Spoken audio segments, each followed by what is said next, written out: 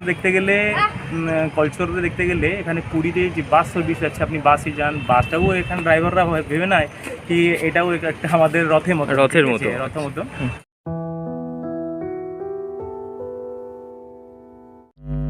পুরী ভ্রমণের দ্বিতীয় দিনে আমরা ওটিডিসির বাসে করে সকাল 6:30 থেকে সন্ধ্যে 7:30 অবধি আমরা অনেকগুলো দর্শনীয় স্থান ঘুরেছি, যেগুলোর মধ্যে ছিল ধবলগিরি, লিঙ্গরাজ মন্দির, উদয়গিরি খণ্ডগিরি, নন্দনকানন জু, কোণার্ক মন্দির, চন্দ্রভাগা বিচ এবং সবশেষে স্যান্ড আর্ট। খুব সুন্দর ইন্টারন্যাশনাল স্যান্ড আর্টিস্ট যে এত সুন্দর স্যান্ড আর্ট তার মিউজিয়ামে সাজিয়ে রেখেছেন, সেটা আমরা দর্শন করেছিলাম। আমরা যেহেতু ওটিডিসির সঙ্গে বুকিং বাসে করে আমরা ঘুরব, অতএব আজ আমরা ওটিডিসির গাইডদের মুখ থেকেই দর্শনীয় স্থানগুলো সম্পর্কে ডিটেলস সব কিছু শুনে নেব। ওটিডিসি থেকে কিভাবে বুকিং করতে হয় একটু পরে আমি ভিডিওতে সেগুলো সব ডিটেলসে বলে দেব। टिकट लगता है उसके बारे में आप लोग को जानकारी दे रहा हूँ, आप लोग नोट कर लीजिए कहाँ पर टिकट लगता है। देखिए आप लोगों को ये पूरा पैकेज को घूमने के लिए, अगर आप लोग पूरा पैकेज सही तरह से घूमेंगे, मान लीजिए आप लोग को थोड़ा सफारी जंगल के अंदर जाने के लिए भी इच्छा है, बैटरी का गाड़ी में घूमने के लिए इच्छा है, सब जगह आप लोग कोणार्क धवलगिरी सब कुछ जाएंगे, तो आज आप लोगों को टिकट का खर्चा आप लोग का पॉकेट से 285 रुपीज खर्चा हो जाएगा। 285 रुपीज आप लोग का पॉकेट से चला जाएगा। अगर सब कुछ आप लोग जाएंगे तो, सब कुछ नहीं जाएंगे तो नहीं खर्चा होगा, सब कुछ जाएंगे तो आप लोगों को ये खर्चा करने के लिए पड़ेगा 285 रुपीज। पर कहाँ पर कितना रुपया का खर्चा है याद रखिए। हमारा सेकेंड प्रोग्राम होगा, थर्ड प्रोग्राम होगा उदयगिरी पहाड़ 25 रुपीज। साइड में लिख लीजिए उदयगिरी पहाड़ 25 रुपीज, 25 रुपया। उदयगिरी पहाड़ के ऊपर जाने के लिए 25 रुपया का खर्चा है। उसके बाद आप लोग जाएंगे नंदन कानन जू जाएंगे आप लोग। जू के अंदर आप लोगों को 190 रुपीज का सबसे ज्यादा पैसा खर्चा होता है ये जू को घूमने के लिए। 190 रुपीज, 190 रुपया का खर्चा है। 190 रुपीज आप लोग खर्चा करेंगे सिर्फ जू के अंदर। तो कहाँ पर कितना रुपया का, ऐसे 190 रुपया आप लोग गाड़ी से उतरने के बाद सीधा जाएंगे 190 रुपया वाला टिकट ले आएंगे, फायदा नहीं होगा आप लोगों का। आप लोगों को डिवाइड करके टिकट लेना है। पहले एंट्री करने के लिए 50 रुपया वाला टिकट लीजिए, एंट्री करने के लिए 50 रुपया वाला टिकट लीजिए। तो इधर अगर आप लोग घूम नहीं पाएंगे, बैटरी करने के लिए आप लोग 80 रुपया वाला टिकट लेंगे। उसके बाद सफारी जंगल के अंदर जाने के लिए 60 रुपया वाला टिकट लेंगे। ये टिकट को आप लोगों को इंडिविजुअली टिकट लेना है, अलग अलग टिकट लेना है। 3 जगह पर आप लोग अलग अलग टिकट लेना है। तो जू को घूमने के बाद मतलब जू में हम लोग को 190 रुपया खर्चा हो गया। उसके बाद चलेंगे कोणार्क, 40 रुपीज का खर्चा है, 40 रुपया कोणार्क मंदिर। उसके बाद म्यूजियम देखेंगे, 30 रुपया का खर्चा है। मतलब टोटल आप लोगों को 285 रुपीज आप लोग का पॉकेट से खर्चा हो जाएगा। तो ये था आप लोगों के लिए कुछ रूल एंड रेगुलेशन, कुछ नियम था। आगे आप लोगों को सब कुछ जानकारी दिया जाएगा, गाड़ी के अंदर ही दिया जाएगा। मंदिर को कौन सा राजा ने बनाई थी, मंदिर कब हुआ था, कैसे हुआ था, और मंदिर किस चीज के लिए फेमस है, आज आप लोग यहाँ पर क्या देखेंगे, ये सब कुछ आप लोगों को गाड़ी के अंदर ही समझा दिया जाएगा। हमारा ये जो 12 घंटे का टूर है, इसमें से 6 घंटा आप लोग को बस में बैठकर घूमना है। 6 घंटा बस में बैठकर आप लोग को घूमना है, बाकी 6 घंटा आप लोगों को बाहर। उस 6 घंटा से 1 घंटा आप लोग छोड़ दीजिए खाना पीना, 40 मिनट दोपहर के टाइम पर लंच, सुबह चाय टिफिन करने के लिए 20 मिनट, 1 घंटा छोड़ दीजिए। 5 घंटा के अंदर सब जगह देखना है। 2 घंटा नंदनकानन के अंदर ही चला जाएगा, बाकी 3 घंटे के अंदर बाकी 6-7 जगह आप लोगों को कवर करना है। इसलिए समय मेंटेन करना आप लोगों के लिए जरूरी है। हमारा ग्रुप का नाम याद रखिए, ग्रुप का नाम है ओटीडीसी ग्रुप। सबका नाम मुझे मालूम नहीं है, ग्रुप का नाम है ओटीडीसी ग्रुप। मैं आप लोगों को जहाँ पर ओटीडीसी ग्रुप कहकर बुलाऊंगा, आप लोग ये सोचेंगे कि हमारा बस का गाइड हम लोग को बुला रही है, यही सोचकर आप लोगों को गाइड के पास पहुँचना है। ठीक है, तो ये था आप लोगों के लिए कुछ जानकारी। सवाल এটি হলো ধবলগিরি, এখানে বুদ্ধ টেম্পল আছে। का बौद्ध संघ, ये दोनों सरकार ने मिलकर पहाड़ के ऊपर ये बुद्धिस्ट टेम्पल को बनाए थे। सबसे खास बात ये है, जब आप लोग मंदिर के ऊपर जाएंगे, नीचे देखेंगे एक बहुत बड़ा सा मैदान है। उस मैदान के ऊपर 261 BC में सम्राट अशोक ने इस जगह में किए थे कलिंग लड़ाई। हम लोग इतिहास में जो लड़ाई के बारे में पढ़ेंगे, कलिंग लड़ाई के बारे में, और लड़ाई का मैदान अभी आप लोगों को देखने के लिए मिलेगा। लड़ाई हुआ था उड़ीसा और बिहार के बीच में, उड़ीसा और बिहार के बीच में यहाँ पर लड़ाई हुआ था। उड़ीसा का पहला नाम था कलिंग, बिहार का पहला नाम था मगध। ये मगध का राजा थे सम्राट अशोक। सम्राट अशोक ने 261 बीसी में कलिंग वासियों के साथ लड़ाई किए थे। लड़ाई इतना जोरदार से हुआ था कि सम्राट अशोक ने उनके तलवार से करीब 1.5 लाख सैनिक को काटकर इसी मैदान के ऊपर फेंक दिए थे। तब ये 1.5 लाख सैनिक का शरीर से खून जाकर एक नदी में मिला हुआ था, इसलिए उस नदी का नाम था ब्लड रिवर, रक्त नदी, क्योंकि उस नदी में पानी के बदले खून बह रहा था, इसलिए उस नदी का नाम था ब्लड रिवर, रक्त नदी। इसी रक्त नदी को देखकर सम्राट अशोक के मन में परिवर्तन आया था। उसी दिन से सम्राट अशोक ने धौलागिरी पहाड़ के नीचे उनका तलवार को फेंक दिए थे। चंडाशोक से धर्माशोक बन गए थे और उसी दिन से वो नदी का नाम भी बदल गया है। पहले जिस नदी का नाम था रक्त नदी, ब्लड रिवर, अब उस नदी का नाम दया नदी कहते हैं, हम लोग दया नदी कहा जाता है। जब आप लोग मंदिर के ऊपर जाएंगे, मंदिर के ऊपर जाने के समय आप लोगों को बौद्ध जी का 3 मंत्र बोलकर मंदिर के ऊपर चढ़ना है। मंत्र याद रखिए, बुद्धम शरणम गच्छामि, संघम शरणम गच्छामि, धर्मम शरणम गच्छामि। ये 3 मंत्र बोलकर आप लोग मंदिर के ऊपर जाएंगे। तो चलिए ओटीडी से ग्रो। अभी आप लोगों का सब वैक्सीन का सर्टिफिकेट जहाँ पर भी है, मोबाइल में है या आप लोगों के पास प्रिंट आउट है, सब लोग निकाल दीजिए। थोड़ी देर में हम आप लोग को पहुंचा देंगे भुवनेश्वर का सबसे बड़ा वाला शिव जी का मंदिर के पास। थोड़ी देर में आप लोगों को पहुंचा दिया जाएगा। मंदिर का नाम है लिंगोराज मंदिर, लिंगोराज टेम्पल। वैसे भुवनेश्वर के अंदर 700 से भी ज्यादा शिव जी का मंदिर है। 2015 में प्रशासन के तरफ से जो सर्वे हुआ था, हम लोगों को 700 से भी ज्यादा शिव जी का मंदिर यहाँ पर देखने के लिए मिला। छोटा और बड़ा होकर मिलाकर 700 से भी ज्यादा शिव जी का मंदिर है। इसलिए तो पुराना भुवनेश्वर को कहा जाता है टेम्पल सिटी, मंदिर और मालिनी नगरी कहा जाता है। এটি হলো লিঙ্গরাজ মন্দির। এটা বলে রাখি, লিঙ্গরাজ মন্দিরে ঢুকতে হলে কোভিড ভ্যাকসিনেশন সার্টিফিকেট মাস্ট। এটা ছাড়া কিন্তু মন্দিরে ঢোকা যাবে না। চলুন আমরা গাইডের মুখ থেকে শুনে নিই। जितना भी शिव जी का मंदिर है, सबसे बड़ा वाला मंदिर, सबसे पुराना वाला मंदिर ये लिंगोराज टेम्पल है। ये लिंगोराज मंदिर को बनाई थी सोम वंश का 3 राजा ने मिलकर लिंगोराज मंदिर को बनाई थी। जजाति केसरी, ललाटेंदु केसरी और अनंत केसरी, ये 3 राजा ने मिलकर लिंगोराज मंदिर को बनाए थे। मंदिर का काम शुरुआत हुआ था 10th सेंचुरी को और खत्म हुआ 11th सेंचुरी। पूरे 100 साल का समय लग गया था इस लिंगोराज मंदिर का काम को पूरा करने के लिए 3 राजा को, क्योंकि ये मंदिर 3 पीढ़ी पर हुआ था। लिंगराज मंदिर 3 पीढ़ी पर हुआ था। आखिरी में जजाति केसरी ने इस मंदिर का काम को लास्ट में पूरा किए थे। आप लोगों का लोकल एरिया में जहाँ पर भी शिव जी का मंदिर है, जब आप लोग जाते हैं पूजा करने के लिए, हाथ में बेलपत्ता और फूलपत्ता लेकर जाते हैं। ये मंदिर के अंदर अभी आप लोग हाथ में बेलपत्ता और फूलपत्ता लेकर जाएंगे तो आप लोग पूजा कर नहीं पाएंगे, क्योंकि यहाँ पर जो मूर्ति है आधा शिव और आधा विष्णु का मूर्ति है, आधा शिव और आधा विष्णु का मूर्ति है। शिव जी के लिए बेलपत्ता और फूलपत्ता, विष्णु जी के लिए तुलसी पत्ता का जरूरत होता है। हाथ में बेलपत्ता फूलपत्ता के साथ तुलसी पत्ता लेकर जाएंगे तो मंदिर के अंदर आप लोग पूजा कर पाएंगे। मगर कोविड-19 के लिए प्रशासन के तरफ से लिंगराज मंदिर के अंदर पूजा पाठ बंद है। आप लोग कोई भी कुछ भी सामान लेकर जाएंगे, बेलपत्ता फूलपत्ता भोग कुछ भी लेकर जाएंगे तो आप लोगों को मंदिर के अंदर अलाउड नहीं करेंगे। आप लोगों को बाहर सब कुछ छोड़कर जाने के लिए पड़ेगा। बिल्कुल खाली हाथ में ही आप लोग को मंदिर के अंदर जाना है, गर्भगृह के अंदर प्रवेश करना है, हरिहर महाप्रभु को दर्शन करना है, उसके बाद गाड़ी के पास पहुंचना है। ठीक है। भुवनेश्वर, इस जगह का नाम भुवनेश्वर क्यों है? ये जो भुवनेश्वर आप लोग का हमारा उड़ीसा का राजधानी है, नया भुवनेश्वर को कैपिटल सिटी कहा जाता है। नया भुवनेश्वर हमारा उड़ीसा का राजधानी है, मगर ये जगह का नाम भुवनेश्वर इसीलिए रखा गया है, भुवन युक्त ईश्वर इक्वल टू भुवनेश्वर। भुवन युक्त ईश्वर इक्वल टू भुवनेश्वर। भुवन मतलब जमीन, ईश्वर मतलब शिव जी। सबसे पहले शिव जी इसी जगह में जमीन के अंदर से प्रकट हुए थे, इसलिए इस जगह का नाम है भुवनेश्वर। आज आप लोग भुवनेश्वर के अंदर लिंगराज मंदिर देखेंगे। लिंगराज मंदिर के अंदर जो मूर्ति था, पहले इस मूर्ति का ऊंचाई था 8.4 इंच। सबसे बड़ा वाला मूर्ति इसी मंदिर के अंदर पहले पूजा होता था, इसलिए तो मंदिर का नाम है लिंगराज। मगर आज आप लोग मंदिर के अंदर जाएंगे, देखेंगे कोई मूर्ति नहीं है, बहुत ही छोटा सा मूर्ति है। तब आप लोग सोचेंगे, बस के अंदर गाइड ने बोल रहा था हम लोगों को कि यहाँ पर बड़ा वाला मूर्ति था, ये मूर्ति कहाँ गया? मूर्ति नहीं है।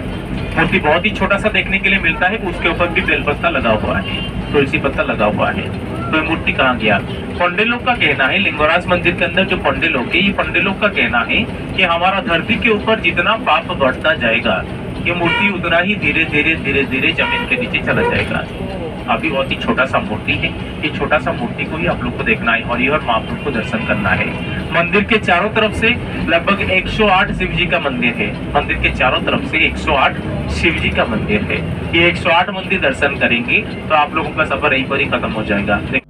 ওটিডিসির সঙ্গে ট্যুর করতে হলে যেদিন আপনি ভ্রমণ করবেন অ্যাটলিস্ট তার আগের দিন সকাল 10টা থেকে সন্ধ্যা 6টার মধ্যে পুরী স্বর্গদ্বার রোডে যে ওটিডিসির বুকিং কাউন্টার আছে সেখান থেকে আপনাকে টিকিট কাটতে হবে। টিকিটের মূল্য এবং পুরো দর্শনীয় স্থানগুলো সব আমি এখানে দিয়ে দিয়েছি। দেখুন, পুরো এই লিফলেটটা দেখলে আপনি ডিটেলস জানতে পারবেন। একটাতে 535 টাকাতে আপনি পুরো ম্যাক্সিমাম ট্যুরটা পেয়ে যাবেন, আর চিল্কার জন্য আপনার 380 টাকা খরচ হবে।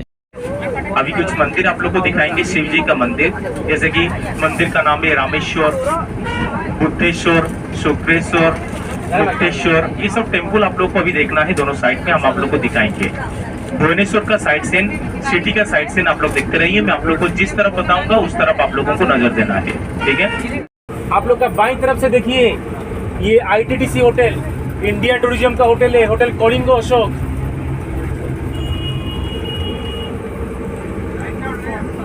लेफ्ट साइड ये वाला कलिंग अशोक, राइट साइड में म्यूजियम। भुवनेश्वर के अंदर अभी हम लोग पहुंच चुके हैं। आप लोगों का राइट साइड में देखने के लिए मिलेगा गवर्नर हाउस।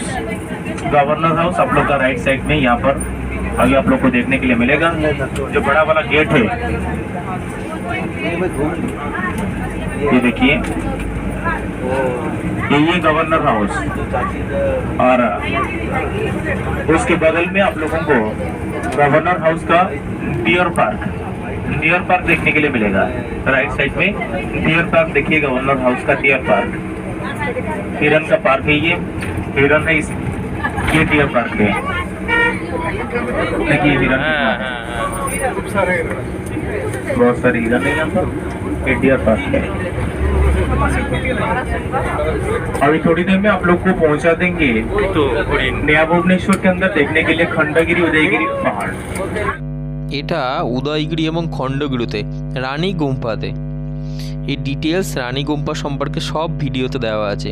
এত ভক্ত এখানে এসেছিল, এদের একটা গ্রুপ, এত ভালো লেগেছিল সেজন্য এই গ্রুপের ফটোটা আমি তুলেছিলাম। আর এখানে সর্পগুম্ফা আছে, আরও অনেক গুম্ফা আছে যেগুলো ভিডিওতে দেখলে আপনি সব পেয়ে যাবেন। সেটাও আমার ডেসক্রিপশান বক্সে আমার পুরো আলাদা আলাদা সব ভিডিও করা আছে। এটি আমরা উদয়গিরির উপরে দাঁড়িয়ে পুরো ভুবনেশ্বর সিটিটাকে এত উঁচু থেকে আমরা দেখতে পাচ্ছি, এবং বিজু পট্টনায়ক ইন্টারন্যাশনাল এয়ারপোর্টও এখান থেকে খুব সুন্দর দেখা যায়। কুয়াশার জন্য আজ অতটা ভালো বোঝা যাচ্ছে না। আর এই পুচকিটাকে দেখুন, আমাদের ভ্রমণ সঙ্গী, এর সঙ্গে আলাপ হয়ে আমাদের খুব সুন্দর লেগেছে। खंडगिरी पहाड़ के ऊपर एक जैन टेम्पल है, बट जैन टेम्पल आज आप लोग जा नहीं पाएंगे क्योंकि जैन टेम्पल का मुख्य दरवाजा अभी काम चल रहा है, इसलिए जैन टेम्पल बंद है। आप लोगों को गुम्फा देखने के लिए मिलेगा, केव्स वगैरह आप लोग देख सकते हैं। केव्स गुहा देखने के लिए मिलेगा, गुम्फा आप लोग देखेंगे। उदयगिरी पहाड़ के ऊपर आप लोगों को बहुत सारे गुम्फा देखना है। हाथी गुम्फा, बाघ गुम्फा, सर्प गुम्फा, पातालपुरी गुम्फा, छोटो हाथी गुम्फा, ये सब कुछ गुम्फा आप लोग को देखना है। बाईं तरफ से आप लोगों को उदयगिरी खंडगिरी पहाड़, दाईं तरफ से उदयगिरी पहाड़ आप लोग को देखने के लिए मिलेगा। एंट्री करने के बाद आप लोग सब मुझे फॉलो कीजिए, क्योंकि मैं आप लोगों को पहले लेकर जाऊंगा रानी गुम्फा के पास।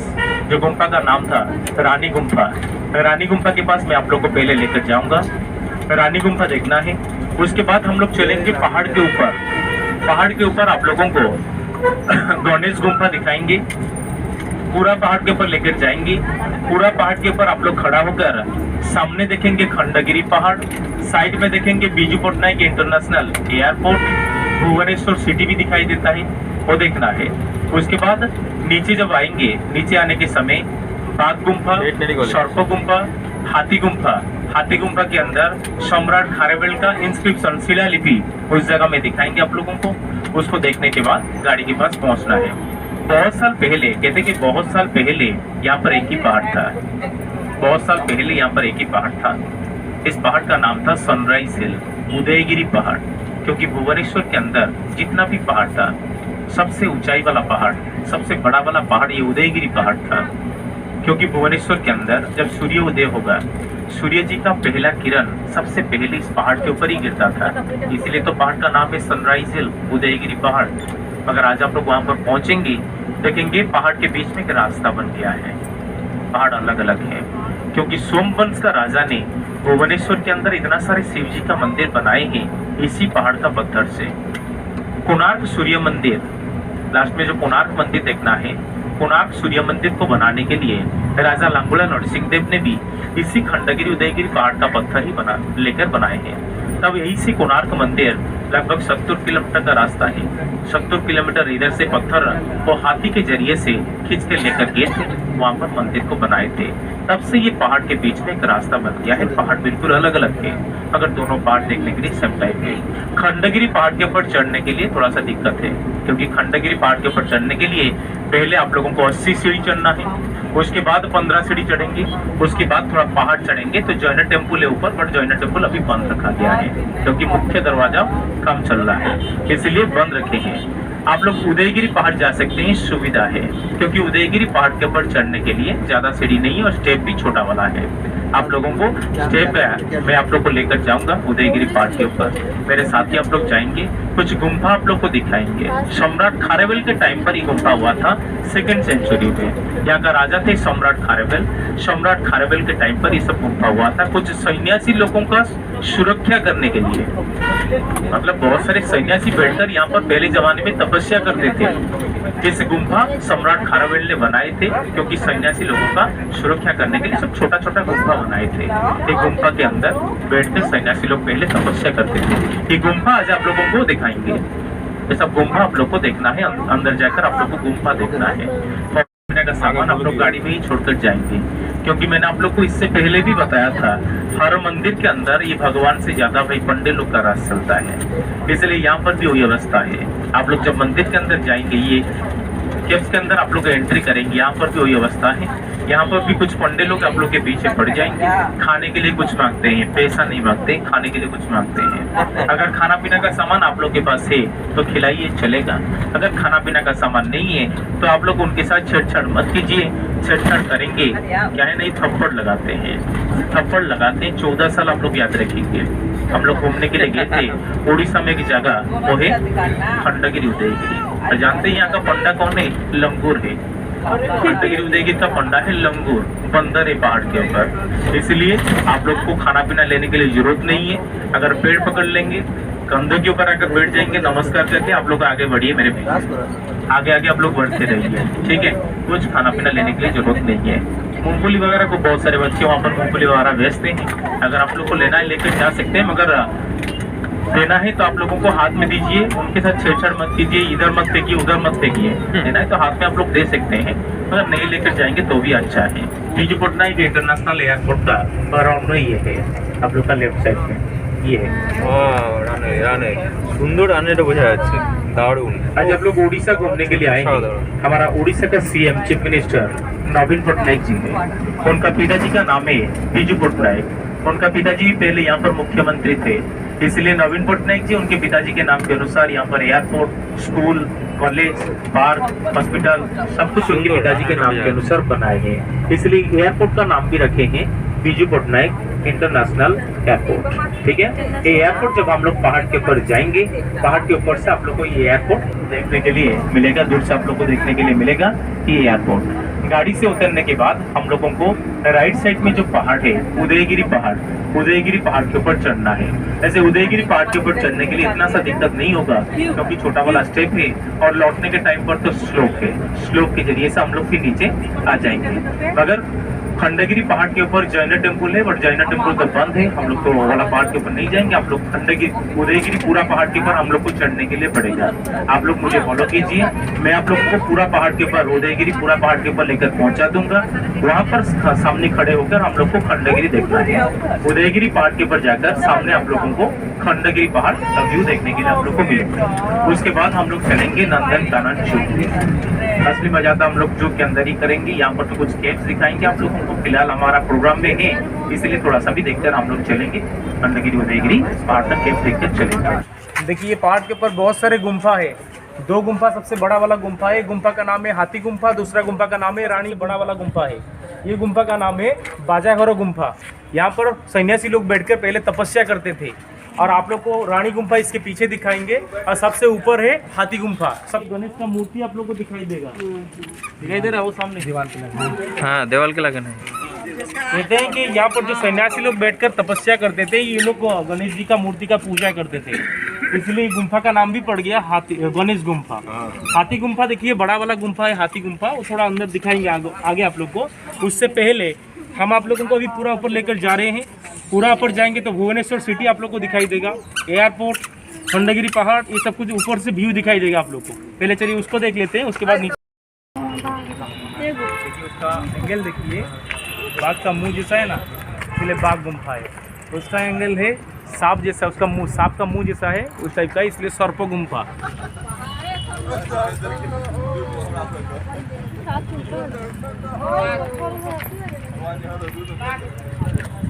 ওটিডিসির সাথে বুকিং করলে পুরীর দর্শনীয় স্থানগুলো সম্পর্কে এত ডিটেলস, এত সুন্দর আপনি গাইডের মুখ থেকে শুনতে পারবেন, যেটা সত্যিই অসাধারণ। চলুন এবার আমরা জুতে প্রবেশ করি। জুয়ের মধ্যে প্রবেশ করেও গাইড দাদা আমাদের সঙ্গে ছিলেন এবং পুরো জুটা এত ডিটেলসে প্রত্যেকটা প্রাণী সম্পর্কে তিনি আমাদের বুঝিয়ে বুঝিয়ে বলেছিলেন, যেগুলো আমি ভিডিওতে সব দিয়ে দিয়েছি, আপনারা সব শুনতে পাবেন। এখানকার প্রাণীগুলো এত সুন্দরভাবে বসে থাকে, তারা ভিডিও তোলার জন্য পারফেক্ট এবং মানুষের সঙ্গেও বেশ ইন্টারঅ্যাক্ট করে। आप लोग नहीं जा सकते। बिस्कुट, स्नैक्स, कुरकुरी, लेज, जो भी है ये सब कुछ आप लोग गाड़ी के अंदर ही रख दीजिए। ये सब कुछ आप लोग गाड़ी के अंदर ही रख दीजिए, क्योंकि गेट के बाहर आप लोग का बैग चेकिंग होगा, उसके बाद आप लोग जो के अंदर प्रवेश करेंगे।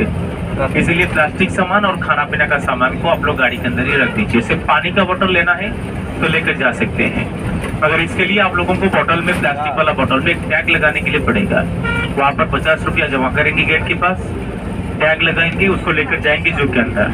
लौटने के टाइम पर आप लोग टैग दिखाएंगे, तभी आप लोगों को 50 रुपया रिफंड मिल जाएगा। इसलिए जिनको लेकर जाना है आप लोग टैग लगाकर लेकर चलिए। जू के अंदर जो है गाड़ी ये रास्ता के ऊपर ही चलेगा। आप लोगों को 1 नंबर स्टॉप के पास पहुंचा दिया जाएगा। गाड़ी से उतरने के बाद जो वहाँ पर हिरन, चिंपांजी वगैरह है, उसको देकर 2 नंबर स्टॉप से गाड़ी पकड़िए। 2 नंबर स्टॉप वाला लेकर 3 नंबर स्टॉप के पास पहुंच जाएगा। वहाँ पर आप लोग बस में जाएंगे घूमने के लिए। फिर 3 नंबर से आप लोगों को 4 नंबर स्टॉप के पास, ऐसे चढ़ने के लिए, उतरने के लिए पड़ेगा। मैं आप लोग को गाइड करूंगा जू के अंदर कैसे यहाँ पर चलना है, बैटरी कार में कैसे हम लोग चलेंगे, इनका सिस्टम क्या है, मैं आप लोग को गाइड करूंगा। जू के अंदर सफारी पार्क के पार्क के पास जब आप लोग को पहुंचा दिया जाएगा, वहाँ पर सफारी का भी टिकट लेंगे। उसके बाद गाड़ी में बैठकर जंगल सफारी करने के लिए चलेंगे। तो आप लोग जंगल के अंदर ओपन टाइगर लाइन जो घूमते हैं वो देखने के लिए आप लोग को जाना है। इस आधा घंटा सफारी का प्रोग्राम है। आप लोग को 4 सफारी आधा घंटा के अंदर वो लोग कवर कराएंगे। 4 सफारी आधा घंटा के अंदर ही आप लोग को कवर करना है। वहाँ पर आधा घंटा उनका टाइमिंग है, उन टाइमिंग के अंदर कवर करना है। गाड़ी से उतरने के बाद सब लोगों को 2 नंबर गेट के पास पहुँचना है। और याद रखिए यहाँ पर 4 गेट है, 1 नंबर, 2 नंबर, 3 नंबर और 4 नंबर, से 4 गेट है। मुझे फॉलो कीजिए, नहीं तो आप लोग रास्ता भटक जाएंगे। यहाँ पर फोन भी आप लोग का काम नहीं करेगा। आप लोग सोचते हो कि हम फोन कर लेंगे, गाइड कहाँ पर है, फोन काम नहीं करेगा, क्योंकि जामल लगा हुआ है यहाँ पर हर जगह पे। आप लोग 10 बार फोन करेंगे, 1 बार फोन रिंग होगा, नहीं तो फॉल्स रिंग होगा। आप लोग सोचते होंगे गाइड को फोन कर रहे हैं, गाइड फोन नहीं उठा रहा है, इसलिए फॉल्स रिंग होगा, हो सकता है जामल लगा हुआ है। आप लोगों को मेरे साथ ही जू के अंदर घूमना है। जू के अंदर घूमेंगे, लौटने के टाइम पर खाना पीना कर लीजिए, फिर गाड़ी के पास पहुंचिए। फिर हम लोग चलेंगे इसे सीधा कोणार्क सूर्य मंदिर। लौटने टोटल 2 घंटा 45 मिनट का हॉल्ट है। 2 घंटा जू के अंदर घूमना है, 40 मिनट आप लोग को खाना पीना करना है, गाड़ी से उतरने के लिए 5 मिनट, मतलब 1:45 पर हम लोग रवाना देंगे। 11 बज गया, 1:45 पर उतरने के बाद 2 नंबर गेट के पास पहुंच जाइए। मैं आप लोग को टिकट का बंदोबस्त कर रहा हूँ, आ जाइए। दाल में बाहर से घूमने के लिए आते हैं। इसको यहाँ पर साइड में देखिए, ब्लैक फोटो देख रही हूँ। हाँ इधर देखिए, इसका नाम है ब्लैक स्वान, काला राजहंस। এটি কোণার্ক সূর্য মন্দির। कोणार्क मंदिर को देखने से पहले कि कोणार्क मंदिर के बारे में मैं आप लोग को डिटेल्स में समझा देता, क्योंकि ये गजब किस्म का मंदिर है कोणार्क। जो मंदिर के अंदर ना तो कोई पूजा होता है, मंदिर का मेन दरवाजा बंद है, मंदिर के अंदर कोई मूर्ति नहीं है, फिर भी लाखों लोग यहाँ पर आते हैं घूमने के लिए कोणार्क मंदिर का कारीगरी देखने के लिए। तो कोणार्क मंदिर कब हुआ था, कौन सा राजा ने किए थे, कैसे हुआ था, पूजा पाठ क्यों नहीं होता है, कब से बंद हो गया है पूजा पाठ, इसके बारे में मैं आप लोगों को सब गाड़ी के अंदर सब परिष्कार समझा देता हूँ। गाड़ी কোণার্ক মন্দিরের ভিতরে পাথরের সুন্দর সুন্দর কারুকার্য আছে এবং এই সেই বিখ্যাত চাকা। পুরীতে ঘুরতে আসবে, কোণার্ক মন্দিরে আসবে, সবার এই চাকার কাছে একটা ছবি থাকবেই। দেখুন কোণার্ক মন্দিরের ফলক। बारे में जानकारी देने से पहले मैं आप लोगों को एक छोटा सा सवाल पूछने के लिए चाहता हूँ। आप लोग को मालूम है कोणार्क मंदिर एक्चुअली कौन सा देवता का पूजा के लिए हुआ था? सूर्य भगवान का पूजा के लिए हुआ था। सही आंसर। आप लोग ये मंदिर को कोणार्क क्यों बोलते हैं? जैसे पुरी में जगन्नाथ जी का मंदिर है, जगन्नाथ मंदिर के अंदर जगन्नाथ जी खुद ही पूजा पाते हैं, आप लोग उस मंदिर को बोलते हैं जगन्नाथ टेम्पल, ये मंदिर को बोलते हैं कोणार्क मंदिर। यहाँ पर तो सूर्य भगवान का पूजा के लिए हुआ था, मगर ये मंदिर को हम लोग कोणार्क बोलते हैं। क्यों बोलते हैं कोणार्क? चलिए हम आप लोग को समझा देते हैं। देखिए ये मंदिर जो कोणार्क हम लोग बोलते हैं, ये मंदिर को हम लोग इंग्लिश में क्या बोलते हैं? सन टेम्पल कहा जाता है, क्योंकि मंदिर सूर्य भगवान का पूजा के लिए हुआ था। इंग्लिश में सन टेम्पल बोलते हैं, हिंदी में सूर्य भगवान का मंदिर सूर्य मंदिर कहा जाता है। अगर हम लोग जो शब्द व्यवहार करते हैं, जो शब्द हम लोग बोलते हैं कोणार्क, ये कोणार्क एक संस्कृत भाषा है। कोणार्क एक संस्कृत भाषा है। पहले ये भाषा को हम लोग संधि करेंगे, क्योंकि कोणार्क जो भाषा है ये संस्कृत वर्ड है, एक संस्कृत भाषा है कोणार्क। तो ये भाषा को अगर आप लोग ये वर्ड को आप लोग संधि करेंगे तो कोण युक्त अर्क इक्वल टू कोणार्क, कोण युक्त अर्क इक्वल टू कोणार्क। मतलब ये मंदिर को हम लोग संस्कृत भाषा में बोलते हैं, सूर्य भगवान का मंदिर को कोणार्क मंदिर बोलते हैं। कोण मतलब, कोण का दो मतलब है। पहला मतलब है कोणार्क मंदिर को आप लोग जब दूर से देखेंगे मंदिर बिल्कुल 90 डिग्री कोनिक पर खड़ा है। प्लस अर्क, सूर्य भगवान का बहुत सारे नाम है, चौथा नाम है उनका अर्क, इसलिए कोण युक्त अर्क इक्वल टू कोणार्क। हम लोग के मंदिर को संस्कृत भाषा में सूर्य भगवान का मंदिर को कोणार्क मंदिर भी कहा जाता है। मगर ये मंदिर कोई पूजा पाठ नहीं होता है। इसके बारे में हमारा इतिहास में एक बहुत ही बढ़िया सा स्टोरी है। देखिए मंदिर के अंदर पहले जमाने में पूजा पाठ होता था। पहले जमाने में इस मंदिर के अंदर मूर्ति था, इस मंदिर के अंदर पूजा पाठ होता था, इस मंदिर के अंदर बहुत सारे लोग आते थे घूमने के लिए, देखने के लिए। कोणार्क मंदिर का कारीगर देखने के लिए बहुत सारे लोग आते थे। मगर अभी पूजा पाठ नहीं होता है, क्योंकि ये मंदिर को बनाए थे गंग वंश का सप्तम राजा लांगुड़ा नरसिंहदेव ने कोणार्क सूर्य मंदिर को बनाए थे। राजा ने ये मंदिर को बनाने के लिए पूरे 1200 कारीगर चुने थे, और ये 1200 जो कारीगर चुने थे, 1200 कारीगर के अंदर एक मुखिया थे जिनका नाम था बिशु महाराणा। बिशु महाराणा जब काम करने के लिए यहाँ पर आए थे, तब राजा ने बताए थे कि मंदिर ऐसा जगह में बनना चाहिए, कोणार्क मंदिर ऐसा जगह में बनना चाहिए जहाँ पर सूर्य भगवान का पहला किरण जब सनराइज होगा, सूर्योदय होगा, सूर्य जी का पहला किरण सबसे पहले सूर्य भगवान का मूर्ति के ऊपर, कोणार्क मंदिर के अंदर सूर्य भगवान का मूर्ति के ऊपर गिरना चाहिए। ऐसा जगह पर मंदिर होना चाहिए। इसलिए 1200 कारीगर ने मिलकर बहुत मेहनत किए। 1200 कारीगर ने मिलकर ये मंदिर को समुद्र किनारे के पास बनाए। 12 साल लग गया ये मंदिर को बनाने के लिए। ये जो 1200 कारीगर आए थे उनके बीच जो मुखिया था, इसका नाम था बिशु महाराणा। बिशु महाराणा ने जब काम करने के लिए यहाँ पर आए थे, तब उनका पत्नी गर्भावस्था में थी। घर से आने के समय वो बोलकर आए थे कि अगर मेरा एक लड़का हुआ तो उसका नाम देना धर्मपद, अगर एक लड़की हुई तो उसका नाम देना सावित्री। 6 महीना के बाद उनका एक लड़का हुआ था, और ये लड़का का नाम था धर्मपद। 12 साल होने में सिर्फ 12 दिन का समय बाकी था। मंदिर का काम तो पूरा हो गया, मगर मंदिर के ऊपर जो मंगल कलश रहता है, ये मंगल कलश का काम पूरा नहीं हुआ है। जितना बार मंगल कलश को बैठाते हैं उतना बार ये मंगल कलश टूट जाता था। इसलिए राजा लांगुड़ा नरसिंहदेव ने आदेश दिए कि अगर 12 दिन के अंदर ये मंदिर का काम पूरा नहीं हुआ तो यहाँ पर जो 1200 कारीगर खड़े हैं ये 1200 कारीगर को ठीक 12 दिन के बाद सबका सर काट दिया जाएगा अगर 12 दिन के अंदर मेरा ये मंदिर का काम पूरा नहीं हुआ तो। इसलिए 1200 कारीगर के मन में दुख हो गया था, क्योंकि राजा का आदेश है कि 12 दिन के अंदर अगर मंदिर का काम हम लोग पूरा नहीं कर पाए तो राजा का आदेश है कि 1200 कारीगर को मार दिया जाएगा। इसलिए सबके मन में दुख है। और ठीक उसी 12 दिन के अंदर पिताजी को मिलने के लिए आया था मुखिया का लड़का। मुखिया मतलब विश्व महाराणा, उसका लड़का धर्मपद। उसको 12 साल हो गया था, यहाँ पर आया था पिताजी को देखा करने के लिए। देखा सबके मन में दुख है, पूछा पिताजी सबके मन में दुख क्यों है, मंदिर का काम तो पूरा हो गया है फिर भी सबके मन में दुख क्यों है। तो पिताजी ने उनको जवाब दिया कि मंदिर का काम तो पूरा हो गया है मगर मंगल कलश का काम पूरा नहीं हुआ है। राजा का आदेश है अगर मंगल कलश का काम 12 दिन के अंदर पूरा नहीं हुआ तो राजा 1200 कारीगर को मार देंगे। इसलिए ये 1200 कारीगर यहाँ पर दुख में बैठे हैं। तो ये 12 साल का लड़का बोल रहा है कि पिताजी आप मुझे एक चांस दीजिए, ये मंदिर का काम को मैं खुद पूरा कर दूंगा, क्योंकि आप घर पर जो नक्शा और किताब को छोड़कर आए थे उसको मैं पढ़कर आया हूँ। ये कोणार्क मंदिर को बनाने के लिए आप घर पर एक नक्शा छोड़कर आए थे, उसको मैं देख कर आया हूँ और ये काम को मैं पूरा कर दूंगा। उसको चांस मिला था, 12 साल का लड़का को भी चांस मिला था ये काम को पूरा करने के लिए। 12 साल का लड़का सिर्फ 4 दिन के अंदर मंदिर के ऊपर मंगल कलश का काम को पूरा कर दिया।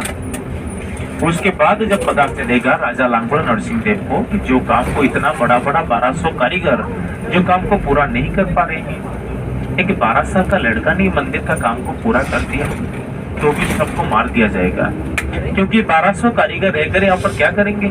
एक 12 साल का लड़का तो मेरे लिए काफी है, वो तो आगे बहुत सारे मंदिर बनाएगा। इसलिए 12 साल का लड़का 1200 कारीगर का जान को बचाने के लिए कोणार्क मंदिर के ऊपर जाकर समुद्र को छलांग लगाया, आत्महत्या कर दिया।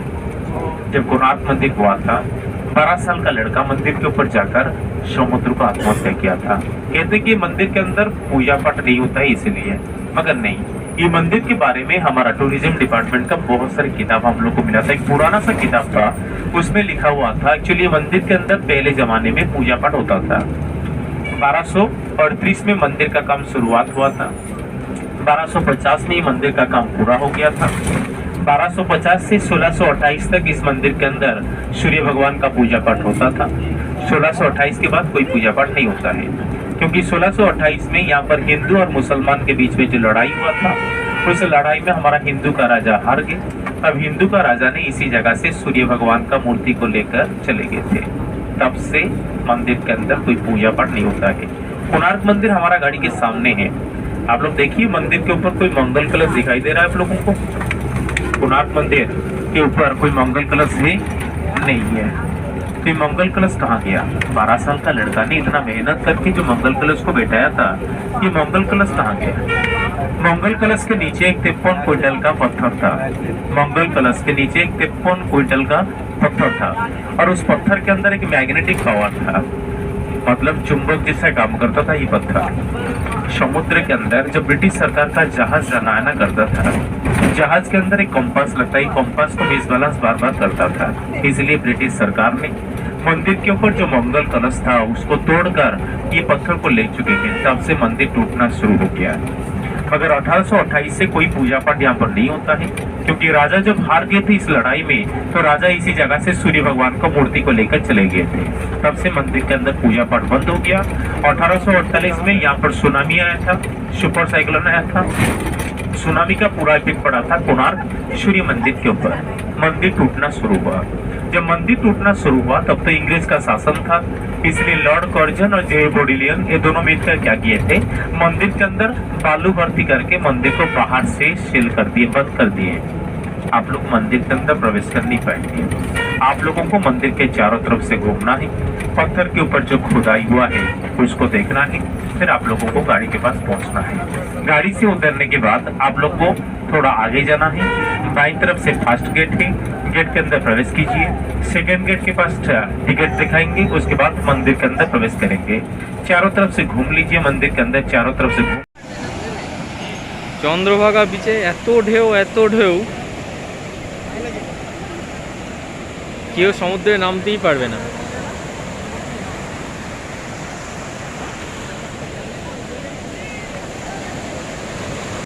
এটা চন্দ্রভাগা বীচ দেখলাম আমরা।